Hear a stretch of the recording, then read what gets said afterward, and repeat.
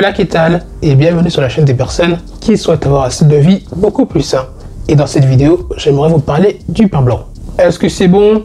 Est-ce que c'est pas bon? On ne sait pas vraiment. Bon, forcément, il n'y a pas d'informations nutritives sur le pain, c'est comme ça. Mais quand tu es un peu curieux, tu fais tes propres recherches. Et c'est d'ailleurs ce que j'ai fait.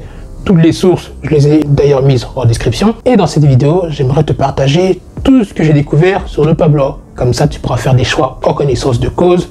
Et sur ce, moi je te dis let's go pour la vidéo. Ça commence pas super bien parce que le pain blanc, de façon globale, c'est assez pauvre en nutriments. Déjà, ça contient moult calories, ça contient moult glucides. C'est l'un des pains les moins riches en protéines, en fibres, en minéraux. En fait, dans le classement, il est là. Autant dire que c'est pas le choix le plus optimal à faire. Après, si tu aimes bien le pain blanc, quand tu t'es modéré, ça reste toujours safe, parce que voilà, on parle pas de burger non plus, mais c'est pas le choix le plus optimal pour autant. Bon, continuons sur notre superbe lancée. On est tellement bien parti.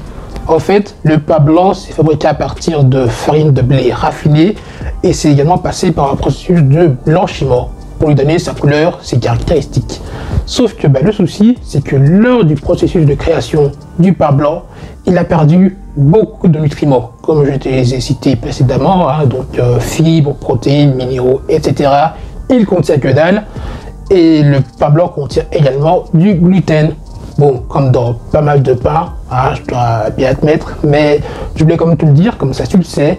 Et le gluten, certaines personnes y sont assez sensibles et ça peut leur créer quelques problèmes de digestion. Le pain blanc, ça contient des glucides. Mais ça, je pense que tu le savais déjà.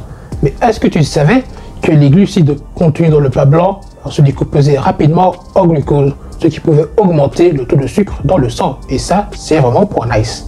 En fait, les aliments qui ont un indice glycémique assez élevé, donc un IG élevé, ce qui est le cas du pain blanc, c'est qu'en fait, ils peuvent entraîner une suralimentation, des problèmes de faim. En fait, si tu consommes du pain blanc, tu auras beaucoup plus faim que si tu consommes un aliment beaucoup plus consistant qui contient des fibres, etc.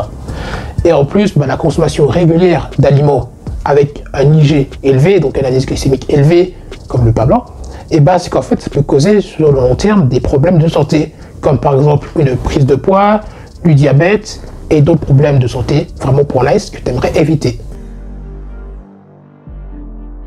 Mais je te rassure, on n'est pas tous condamnés à consommer du pain blanc jusqu'à la fin de nos jours. Et pourquoi je chante? Bref, en fait, il existe des alternatives beaucoup plus saines au pain blanc, comme par exemple le pain complet qui est fabriqué à partir de farine de blé entier. Ça fait déjà une différence.